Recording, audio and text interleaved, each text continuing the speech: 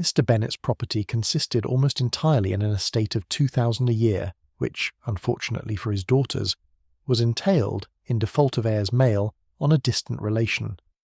And their mother's fortune, though ample for her situation in life, could but ill supply the deficiency of his. Her father had been an attorney in Meryton, and had left her £4,000. She had a sister married to a Mr. Phillips, who had been a clerk to their father and succeeded him in the business, and a brother settled in London in a respectable line of trade. The village of Longbourn was only 1 mile from Meryton, a most convenient distance for the young ladies, who were usually tempted thither 3 or 4 times a week, to pay their duty to their aunt, and to a milliner's shop just over the way. The 2 youngest of the family, Catherine and Lydia, were particularly frequent in these attentions. Their minds were more vacant than their sisters', and when nothing better offered, a walk to Meryton was necessary to amuse their morning hours and furnish conversation for the evening, and however bare of news the country in general might be, they always contrived to learn some from their aunt. At present, indeed, they were well supplied both with news and happiness by the recent arrival of a militia regiment in the neighbourhood. It was to remain the whole winter, and Meryton was the headquarters. Their visits to Mrs. Phillips were now productive of the most interesting intelligence. Every day added something to their knowledge of the officers' names and connections. Their lodgings were not long a secret, and at length they began to know the officers themselves. Mr. Phillips visited them all, and this opened to his nieces a source of felicity unknown before. They could talk of nothing but officers, and Mr. Bingley's large fortune, the mention of which gave animation to their mother, was worthless in their eyes when opposed to the regimentals of an ensign. After listening one morning to their effusions on this subject, Mr. Bennet coolly observed, "From all that I can collect by your manner of talking, you must be 2 of the silliest girls in the country. I have suspected it some time, but I am now convinced." Catherine was disconcerted and made no answer. But Lydia, with perfect indifference, continued to express her admiration of Captain Carter and her hope of seeing him in the course of the day, as he was going the next morning to London. "I am astonished, my dear," said Mrs. Bennet, "that you should be so ready to think your own children silly. If I wished to think slightingly of anybody's children, it should not be of my own, however. If my children are silly, I must hope to be always sensible of it. Yes, but as it happens, they are all of them very clever. This is the only point, I flatter myself, on which we do not agree. I had hoped that our sentiments coincided in every particular, but I must so far differ from you as to think our 2 youngest daughters uncommonly foolish. My dear Mr. Bennet, you must not expect such girls to have the sense of their father and mother. When they get to our age, I dare say they will not think about officers any more than we do.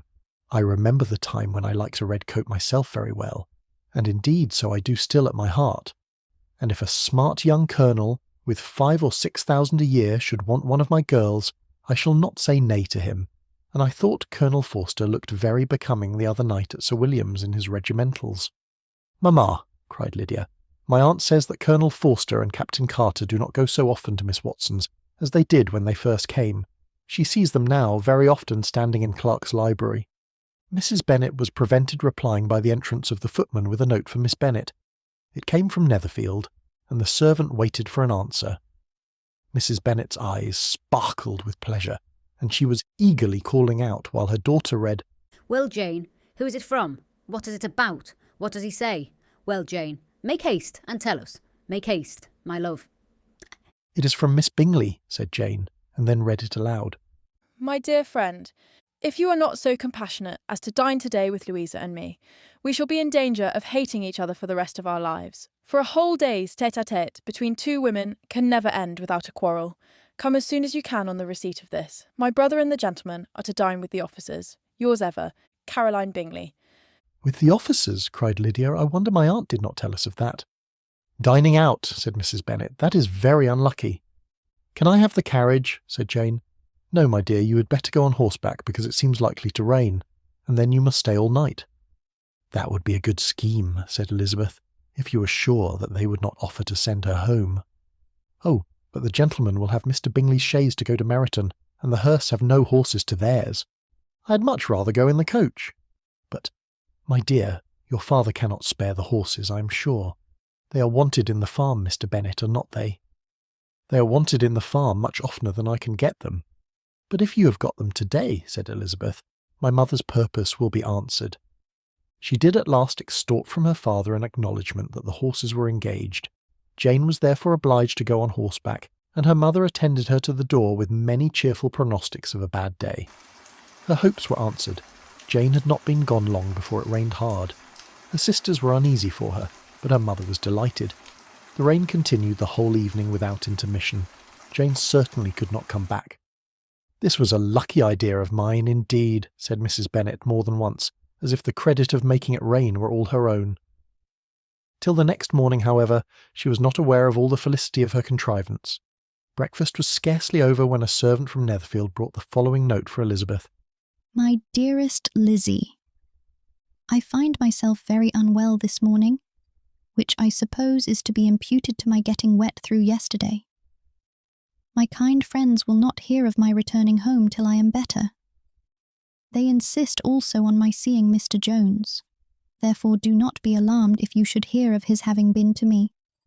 And, excepting a sore throat and a headache, there is not much the matter with me. Yours, etc. "Well, my dear," said Mr. Bennet, when Elizabeth had read the note aloud, "if your daughter should have a dangerous fit of illness, if she should die, it would be a comfort to know that it was all in pursuit of Mr. Bingley and under your orders. Oh, I'm not at all afraid of her dying. People do not die of little trifling colds. She will be taken good care of. As long as she stays there, it is all very well. I would go and see her if I could have the carriage." Elizabeth, feeling really anxious, determined to go to her, though the carriage was not to be had, and as she was no horsewoman, walking was her only alternative. She declared her resolution. "How can you be so silly," cried her mother, "as to think of such a thing in all this dirt? You will not be fit to be seen when you get there." "I shall be very fit to see Jane, which is all I want." "Is this a hint to me, Lizzie," said her father, "to send for the horses?" "No, indeed. I do not wish to avoid the walk. The distance is nothing when one has a motive. Only 3 miles. I shall be back by dinner." "I admire the activity of your benevolence," observed Mary, "but every impulse of feeling should be guided by reason, and in my opinion, exertion should always be in proportion to what is required." "We will go as far as Meryton with you," said Catherine and Lydia. Elizabeth accepted their company, and the 3 young ladies set off together. "If we make haste," said Lydia as they walked along, "perhaps we may see something of Captain Carter before he goes." In Meryton they parted. The 2 youngest repaired to the lodgings of one of the officers' wives, and Elizabeth continued her walk alone, crossing field after field at a quick pace, jumping over stiles and springing over puddles with impatient activity, and finding herself at last within view of the house, with weary ankles, dirty stockings, and a face glowing with the warmth of exercise. She was shown into the breakfast parlour, where all but Jane were assembled, and where her appearance created a great deal of surprise. That she should have walked 3 miles so early in the day in such dirty weather and by herself was almost incredible to Mrs. Hurst and Miss Bingley, and Elizabeth was convinced that they held her in contempt for it. She was received, however, very politely by them, and in their brother's manners there was something better than politeness. There was good humour and kindness. Mr. Darcy said very little, and Mr. Hurst nothing at all. The former was divided between admiration of the brilliancy which exercise had given to her complexion and doubt as to the occasions justifying her coming so far alone. The latter was thinking only of his breakfast. Her inquiries after her sister were not very favourably answered. Miss Bennet had slept ill, and though up was very feverish, and not well enough to leave her room. Elizabeth was glad to be taken to her immediately, and Jane, who had only been withheld by the fear of giving alarm or inconvenience, from expressing in her note how much she longed for such a visit, was delighted at her entrance. She was not equal, however, to much conversation, and when Miss Bingley left them together, could attempt little beside expressions of gratitude for the extraordinary kindness she was treated with. Elizabeth silently attended her. When breakfast was over, they were joined by the sisters, and Elizabeth began to like them herself when she saw how much affection and solicitude they showed for Jane. The apothecary came, and having examined his patient, said, as might be supposed, that she had caught a violent cold, and that they must endeavour to get the better of it, advised her to return to bed, and promised her some draughts. The advice was followed readily, for the feverish symptoms increased, and her head ached acutely. Elizabeth did not quit her room for a moment, nor were the other ladies often absent. The gentlemen being out, they had in fact nothing to do elsewhere. When the clock struck 3, Elizabeth felt that she must go, and very unwillingly said so. Miss Bingley offered her the carriage, and she only wanted a little pressing to accept it, when Jane testified such concern at parting with her that Miss Bingley was obliged to convert the offer of the chaise into an invitation to remain at Netherfield for the present. Elizabeth most thankfully consented, and a servant was dispatched to Longbourn to acquaint the family with her stay and bring back a supply of clothes.